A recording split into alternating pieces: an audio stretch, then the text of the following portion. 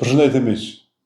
Ma në fund po fillojmë me emisionin e parë të Asha ADV Podcast, Conversation on Architecture and Design, pra të flasim për arkitekturën dhe dizajnin me Asha. Ka kohë që po më mundon kjo ideja e mos të filluarit këtij podcastit, po ja që më në fund edhe po realizohet kjo ide, ky vullnet i kahmotshëm. Duke pas parasysh që është podcasti i parë, unë me qëllim kam zgjedh që temat me qenë të ndërlidhura ngushtë apo tema me qenë ndërlidhur ngushtë me arkitekturën, qoftë për arkitektet e rinj, entuziastët e arkitekturës, ta kuptojnë mirë spaku se çka është arkitektura, rëndësia e saj dhe kush është arkitekti. Në fakt, kjo është një temë shumë interesante, temë shumë e gjanë, edhe në fakt unë besoj, apo mundem me thonë, nuk e besoj që do t'jem i pari, jam i pari, por as i fundit, që ka me u mundu me shkellu këtë pyetje me këto tema shumë të rëndësishme. Po duke pas parasysh përvojën time 25 vjeçare si arkitekt, dhe projektues i shumë veprave, do të mundohem me i shkellu përshtypjet e mia, bindjet e mia rreth kësaj teme kaq të rëndësishme.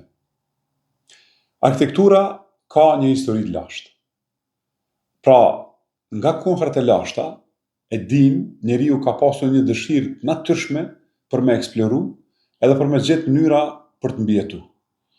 Tu e pas parasysh dhe duke marrë parasysh instinktin njerëzor për të mbijetuar, natyrshëm lind edhe nevoja për strehim, edhe siguri, nga rreziqet e natyrës normal.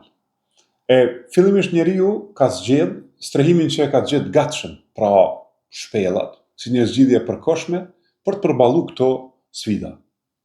Edhe normal, megjithatë, siç rritet ndërveprimi i njeriu me mjedisin, edhe njohja me rrethinën, njeriu fillon me zhvillu mënyra më të sofistikume për të ndërtu strehime dhe për të mbrojt veten nga kushtet e natyrës. Kjo shënon fillimin e arkitekturës, por jo të asaj qysh apo si e njohim ne sot.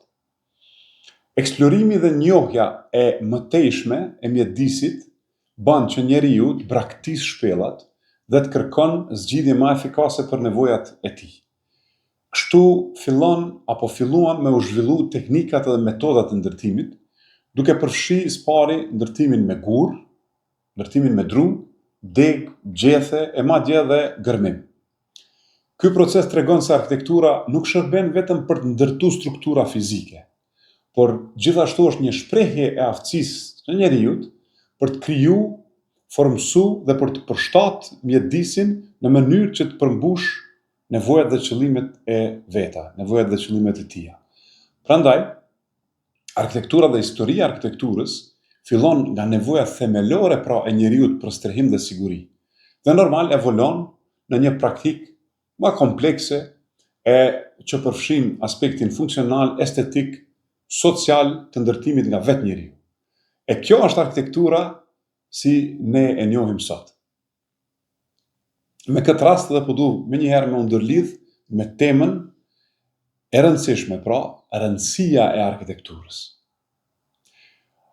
Arkitektura është më shumë se sa thjesht një aftësi praktike apo një teknik e ndërtimit strukturave fizike dhe të prekshme.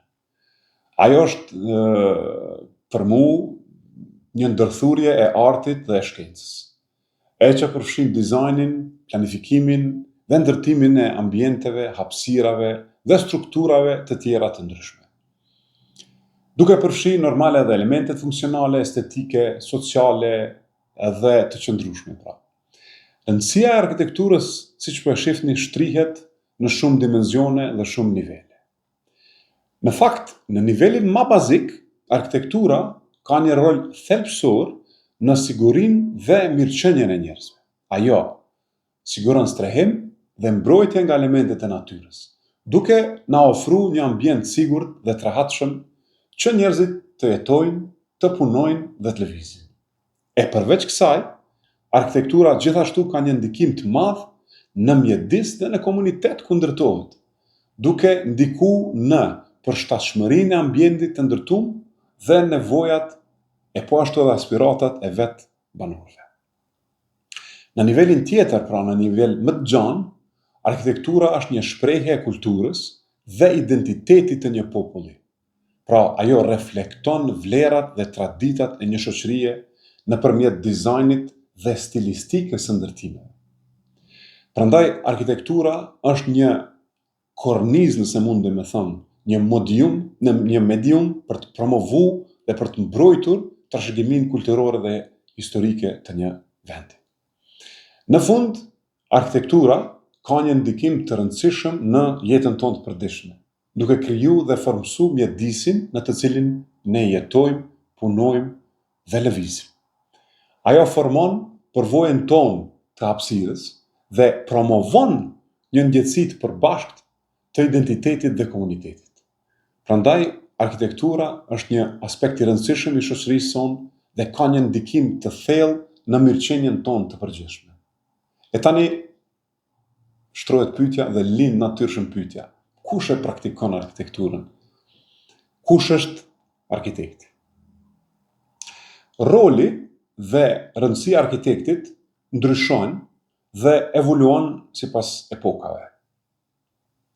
Gjatë historisë, arkitektet kanë luajtur një rol jetik në formimin e mjedisit të ndërtuar, duke kontribuar në zhvillimin e qytetërimeve dhe kulturave në mbar botën. Në lashtësi, arkitekti ishte më shumë një ideator kryesor artizan, duke formuar vizionet dhe konceptet për ndërtesat dhe strukturat që shërbenin si qendrat të jetesës shoqërore, fetare, kulturore të asaj kohe. Ka shumë shembuj. Për shembuj si piramida e Egjiptit, akropoliset e Greqisë së lashtë, qytetet mesjetare në Evropë dhe Azi tregojnë qartë për fuqinë dhe rëndësinë e arkitektëve të asaj periudhe. Duke kaluar në periudhën mesjetare, roli i arkitektit fillon të zhvillohet edhe më shumë. Arkitektët marrin përgjegjësi të mëdha për ndërtimin dhe planifikimin e qyteteve dhe strukturave urbane. Kisha, katedrale, xhami, kështjella dhe qytete të fortifikuara janë shembuj të qartë të këtij ndryshimi në rolin e arkitektit. Ata jo vetëm që krijonin strukturat estetike, por gjithashtu angazhoheshin në hulumtime teknike dhe inxhinierike për të siguruar që ato ndërtesa ishin funksionale dhe të qëndrueshme.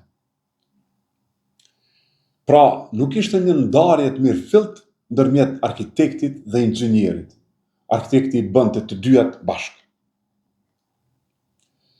Sot, roli i arkitektit ka evoluar shumë edhe në një fushë më të komplekse dhe më të diversifikuar. Arkitektët duhet të kenë jo vetëm një vizion kreativ për dizajnin, por gjithashtu duhet të jenë të përgatitur për të kuptuar nevojat e komuniteteve dhe për të ndërtuar struktura që përgjigjen ndaj sfidave moderne si qëndrueshmëria mjedisore, përdorimi efektiv i hapësirës dhe integrimi i teknologjisë së sotme. Paramendoni AI, ku ka arrit.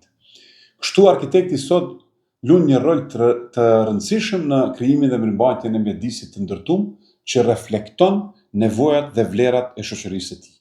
Pra, siç kam dëshirë të them shumë shpesh, arkitekti është personi që merret me formësimin e hapësirës dhe rrjedhimisht arkitekti merret me dizajnin dhe planifikimin e ndërtimeve që përfshihen në atë hapësirë, duke krijuar projekte të cilat janë funksionale, estetike dhe të përshtatshme për nevojat e porositësit, pra klientëve dhe të vetë komunitetit.